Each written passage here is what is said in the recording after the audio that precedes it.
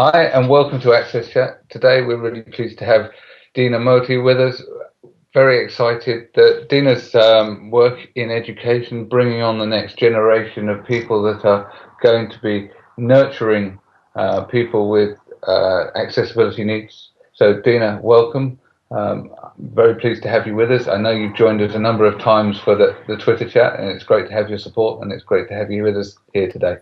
So can you tell us a little bit about how you came to be working in accessibility? Because we all have a story as how we ended up in this arena. So it really started after graduating from university, and I had done a lot of workshops on accessibility and inclusive practices and what have you. And then I joined a school which as a grade 4 teacher, and it was quite an interesting experience because, as I was mentioning before, it was the reality of theory versus practice. And that really enforced my passion for inclusion, and started learning some more, did my master's in education with a focus on subject area option and a couple of special ed courses. And then I transitioned slowly into my role as a prof in the educational support program. Personally speaking, I think accessibility ties in with inclusivity, and I'm from a different background, and to me they kind of go hand in hand, right? Because you have to create an accessible, inclusive world in order to make a difference. Okay, absolutely. I'm with you all the way. Accessibility is only one part of the overall diversity and inclusion agenda. Obviously, it's more technical to a large extent than some of the other areas, but it's only part of a bigger picture. Totally agree with you. So I know when we've been talking offline, you were talking about the school system in Canada and how there is support, but there is a drop off. And in the UK, we were talking about it being sort of almost completely reversed. But tell us a bit about that and your experiences of how you're preparing people to make the transition to higher education. So as I was mentioning before, that in Canada we've got the K through 12 system, which provides students with disabilities with a lot of services and access to specialized instruction, assistive technology, and what have you. But our students are they're not advocating for themselves. You've got the parents, you've got the special ed teachers, and you've got the system in a way that's advocating for them and for their needs. And then they go into post-secondary, and there's a gap there where transition is not really enforced in a way where, you know what, right now you need to advocate for yourself. There's a lot of grants and awards and support services for students with disabilities, but not all of the students know about that. And in Canada, there has been a better focus, if you want to call it, on transition programs, on prepping students. So as I tell my students in the educational assistant program, the end goal is really for students with disabilities to be interdependent. We don't want them to be independent. We don't want them to go to the system and be on their own and then it's a sink or swim mode. We want them to be interdependent in a way where when they know they need help, they go and access the help. And our goal as educators is really not to advocate for our students, but rather teach them how to advocate for themselves, to be self-advocates. So that's my experience with the Canadian system and how I kind of tie in the both. Okay. One of the things that came up on a couple of our previous chats, both with David Leposki and with Denis Boudreau, was the fact that each individual state has its own accessibility laws. So does that also flow through to differences in states in the education system as well, with that accessibility in education? For sure. So in Canada, we've got special bursaries for, in Ontario, we've got special bursaries for students with disabilities. I'm not aware of the different programs that they have in different provinces, but there are some differences in funding, but I'm not aware of the specific amount of funds and programs. Every province has its own programs, but the names differ, and the application and the amount of funding and services available. But you are right, yes, it does differ from one province to another. Okay. It's quite interesting that one of the things that I found was support is patchy, and universities had an environment where it was within their interest. It was definitely in their interest to help students come forward about their disabilities and to give them help, because actually the way that it was set up in the UK, funding is based on league tables and exam success and everything else. So the universities quite quickly cottoned on to the fact that if they didn't help these students, they were likely to be losing out on additional funding because they weren't hitting the results, which has had the knock-on effect of universities and higher education in general being actually a very disability-friendly place in the UK, because even as you put in your application, you're already asked whether or not you have a disability, and your application form actually almost automatically triggers the process for the disabled student allowance grant, which Okay. triggers everything else off, which is fantastic. But then we get the drop off when people transition into work. Yeah, and that's another challenge. So what you're saying right now makes more sense to me in terms of how students are supported in the UK, because in Canada, on your application, you do not identify that you do have a disability. You actually have to go to the accessibility offices in the university or at the college and then self-identify and say, I've got a diagnosed disability and I'm trying to access the services. So it's not on the application form. And when I worked as an accessible advisor at Sheridan College, oftentimes we would get messages from the people in the OTR, the Office of the Registrar, saying that, we're receiving all those IEPs and we've got to shred them because of confidentiality, right? So students have to go and self-identify and tell the advisor that, I'm trying to access help. Okay. Yeah. So, Deborah, I know you've got a question. and are they applying online, or they need to go and fill in everything in paper? What's the process? So the process is they have to go to the Ontario website and then they apply. They put in one application, but they have the option to apply for 3 different programs, different colleges and universities, and then based on the acceptance, they would go to the college or university and go through orientation and self-identify. Here's the thing: there are a lot of orientation programs, and it is mentioned on the website. But then again, from my experience as an accessible learning advisor, you get students who come into you for help, excuse me, midterm, and they say, we didn't know. Right? We didn't know that these services are available. Or you would get faculty coming in and saying, this student is really struggling. And based on a conversation I had with them, they said that they did receive extra help or support in high school. Right? So it's really about navigating the system and going through loops to find that, yes, services are available and funding is available for bursaries and assistive technology and specialized services. Okay. And as part of that, when the students, when they are on the first year, sometimes they may have a disability that they never realize that they actually have. So, Absolutely. what is done for how those students are being supported, and what resources are available in order to go into that direction? For sure. So when a student comes in and they say, or oftentimes it's really the faculty, they suspect that might have some learning differences, then what the Accessible Learning Services Office they do referrals. So they send students for psychoeducational assessments to assess their learning, if there are any discrepancies.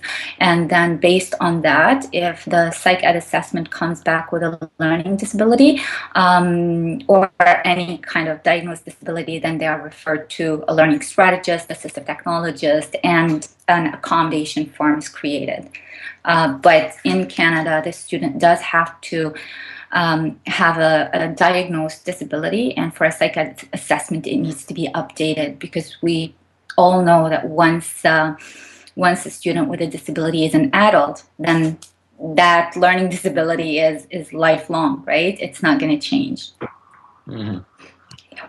Dina, in the United States, it sounds like there's a lot of similarities. We have a lot of support in our K through 12, and not quite as much. We're working on it in our universities. Some of the universities are better at it than other universities, but I am, it's still a work in progress in the United States. And since we are the United States, every single one of our states handles it differently, and sometimes within our states, well, always within our states, the different cities and counties handle it differently. Just where I'm located in Central Virginia, and there are 4 major counties where I am, and they all are doing it differently. Some of them, anyway, we've got a lot of work to do in the U.S. But I'm curious if in the efforts that you're making, and I saw you, especially you've been, have been very gracious with your time on AXSChat, and I have seen some of your students join AXSChat, and you're very supportive of them, and that really impresses me, because it's so important to support and empower each other. But I am curious of, after, are y'all doing specific things once the students, they're navigating their way, hopefully through college, to help them move into the workforce? I'm just curious what you're doing with that, and that might not be your focus. Yeah, so I don't do that work anymore. But when I used to work with accessible learning, we did have a transition program for students who were going to work, and it was absolutely amazing. The accessible learning services would put in a one-day workshop where it was trying to find jobs, how to go for an interview, whether to disclose your disability or not in the interview, and a lot of learning and coping strategies, and a lot of advocacy skills, because that's really where we need to do a lot of the work, where students advocate for themselves and they talk about the disability in a way where it's not, oh, is it going to hinder me, right? Like, how can I provide strength for the organization that I'm going to be working on despite my disability, or how can I turn my disability into an asset to the company? So that's what the accessible learning services they do. I don't do work with them anymore as a prof, but many of my students attend that. Well, and Dina, I think you bring up such a good point, because one thing that, as a parent of a child with Down syndrome, it is always interesting. As I moved into this field to try to really, be one of the many voices of disability and inclusion accessibility, I had experts telling me they didn't really want the parents in there, because the parents won't let go. We cause problems, and we're not in some ways welcome. Which all of that is true. We do sometimes cause problems, blah blah. But I think the point that you made, in that they have to know how to advocate. The parents have to know how to advocate for them. They have to know how to advocate. They have to know how. And I'll go back to something that Neil did recently. Neil wrote, and maybe he can address it after I finish this point. But Neil, as a successful man that is dyslexic, he wrote an opinion piece about almost coming out as a dyslexic. And I think one thing that we've got to do is we have to empower people to be who they are, and at the same time tap into why, just picking on Neil, why is Neil a better director, a better leader, because he has dyslexia? Why is he, and why has that given him advantages maybe to somebody like me that didn't struggle with dyslexia?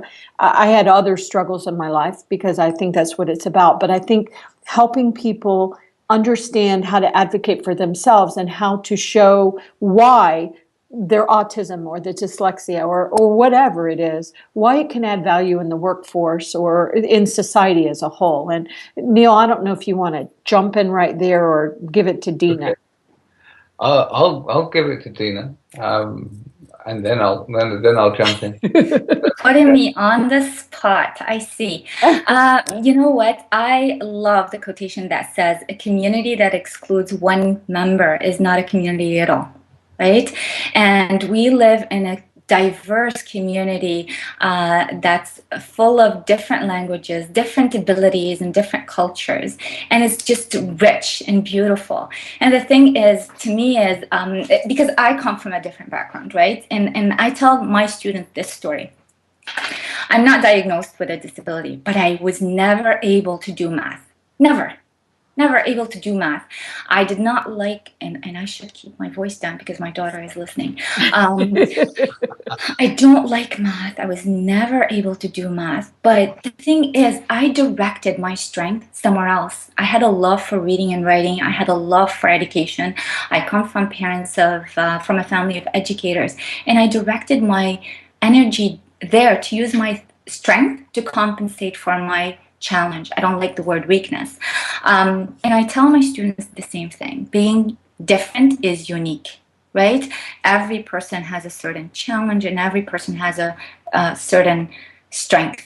And we need to empower our students to find their strength in order to give back to the community, and in order to empower them, and in order to help them advocate and find their spot in the world. And I want to go back to a point that Neil made about students transitioning. You talked about, I believe, the assessments in post-secondary. And here's the thing, a couple of years ago, the rates for students who had autism, who were joining post-secondary, was just increasing. It was going up. It's not because students were, or individuals were, more individuals were diagnosed with autism, and maybe that's the case, but it's because we were more welcoming of, you know what, it's okay to have a disability. Come to colleges and university. We've got programs and we've got services to support you. So it was not a stigma anymore, right? Sure. Where if you have a disability, you can't do it at the post-secondary. You have to go to work, right, into the workplace. So it's really about building a system and a community of practice that welcomes not just diversity, but differences and the strength of being different. So that neatly segues into what I wrote about. I wrote about neurodiversity and how people need to come out, because actually the stigma that people on the neurodiverse spectrum, or spectra, because it's multiple spectrums, feel is akin to how it was to be lesbian, bisexual, gay, transgender previously, because you're not accepted by society. Unlike with physical disabilities, there is the expectation that you're somehow stupid, and that's or really lazy. not the case. Or lazy. Oh, well, yes, I was called a dilettante Yes. and a daydreamer, which to a certain extent I agree with, but it doesn't make me stupid. I chose, like you did, to focus my efforts on the things that interested me and that I was good at. I'm also pretty bad at maths.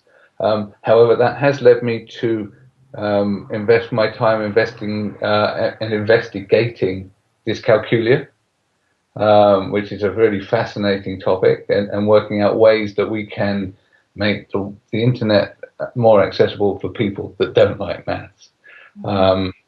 But I think that, like the gay rights movement, actually people who are neurodiverse want to change society's perceptions, and we need to do that collectively, and that means that we need to actually be brave enough to come out, be talking openly about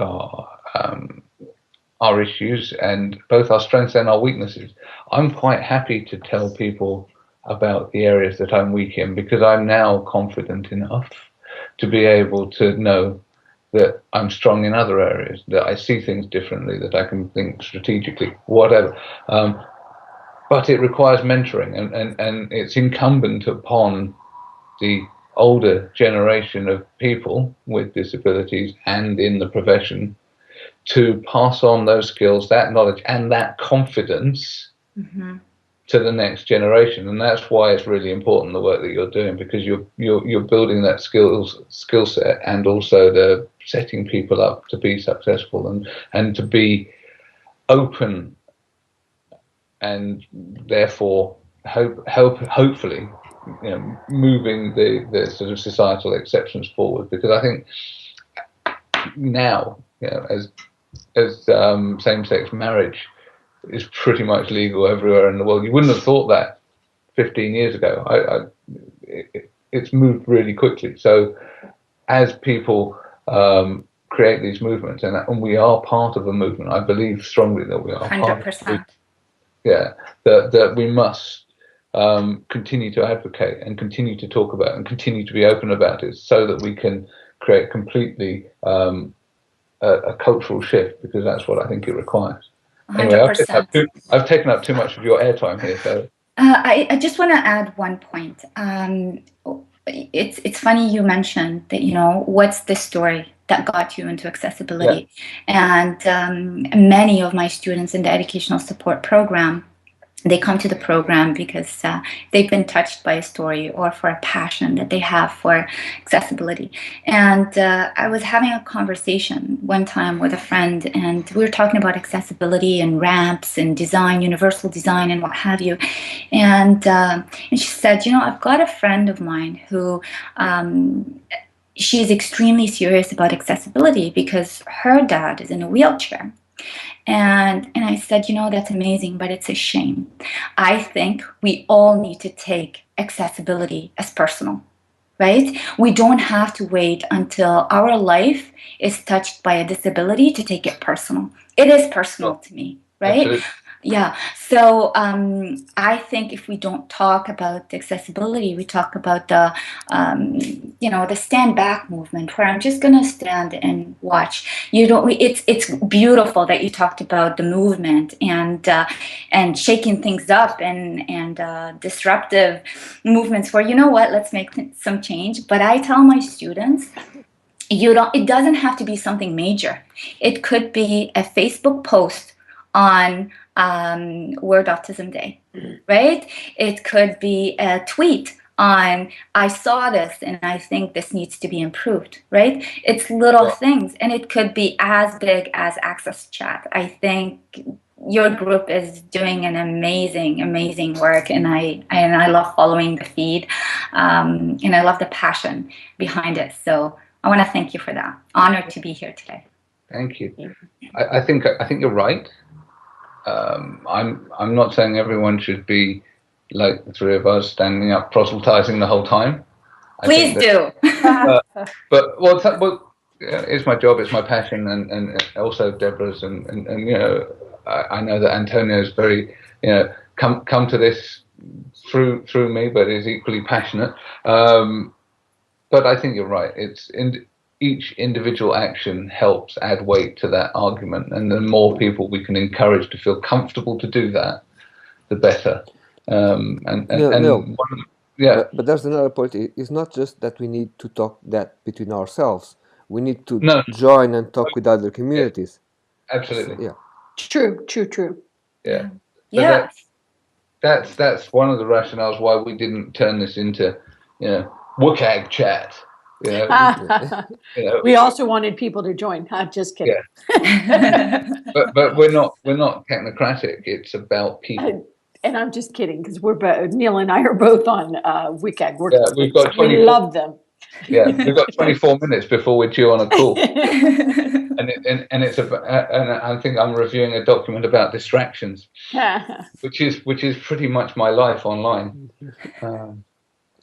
But so, where do you see education going in terms of inclusion and accessibility? What are the things that could be improved, and what do you think is good right now?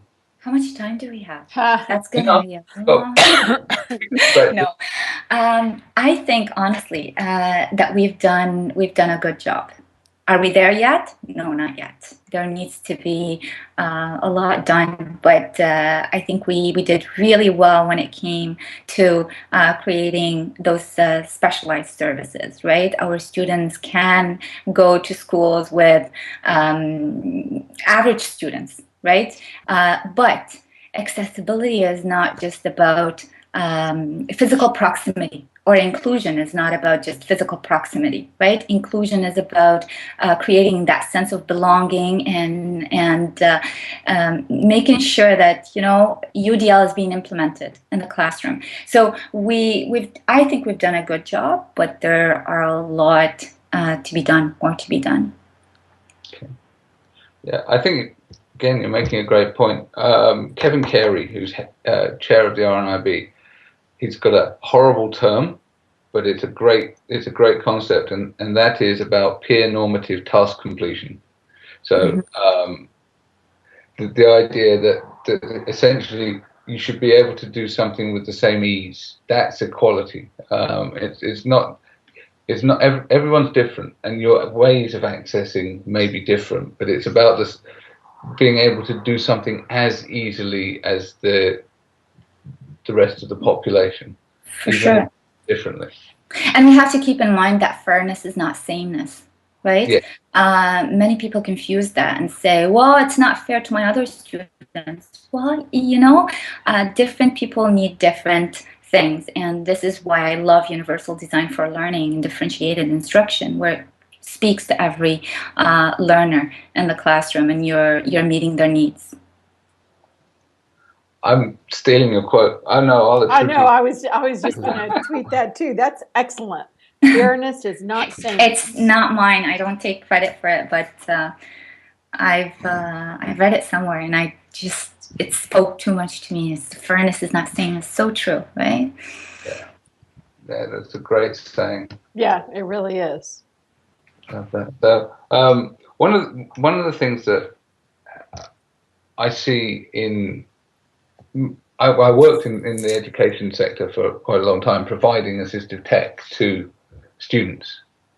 And one of the big surprises to me was moving into enterprise and working for an enormous big company and finding out how difficult it was to deliver accessibility in that sense, because of a lockdown nature of the systems that we provide. That's changing, but how is the provision put in place in the universities? Because individual students in the UK got their own computer, they got the assistive tech put on there. Now that doesn't mean that the university systems are accessible or whatever, but they're kings of their own castle, as it were. They have admin rights, they can do whatever they like with the machine. That means that the AT is easier to run, etc. Who provides that kit? Is it the universities, or do they have to go out and buy it themselves? How does the system work? So again, it goes back to the psychoeducational assessment and the individual needs of the students.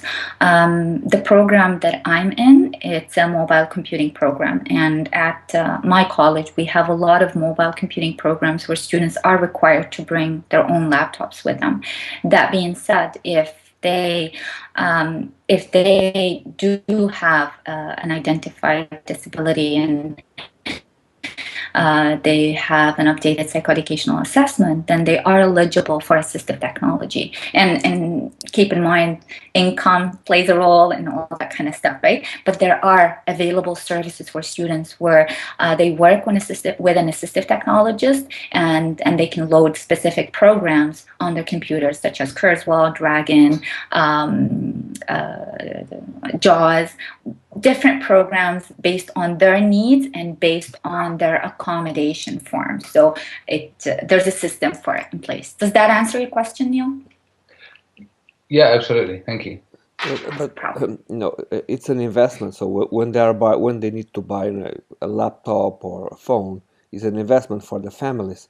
Is there any type of support that is provided to them to make sure that they are able to make the right choice? Okay, so to answer your question without confusing you, it's a bit complicated. So if the program requires a laptop, then all students are required to bring a laptop, right? But if the program I've been out of accessible learning for 4 years now, so I want to make sure that I give you the right information. But as far as I remember, if the program does not require a laptop, and a laptop is required to make the learning of that student successful, then there's a bursary for it. But when it comes to assistive technology, those programs are required to make learning more accessible for students, right? And then based on the bursary and the psych ed assessment and accommodation form, the assistive technologist would be able to add those programs. But it's a bit complicated with funding and policies and whatnot.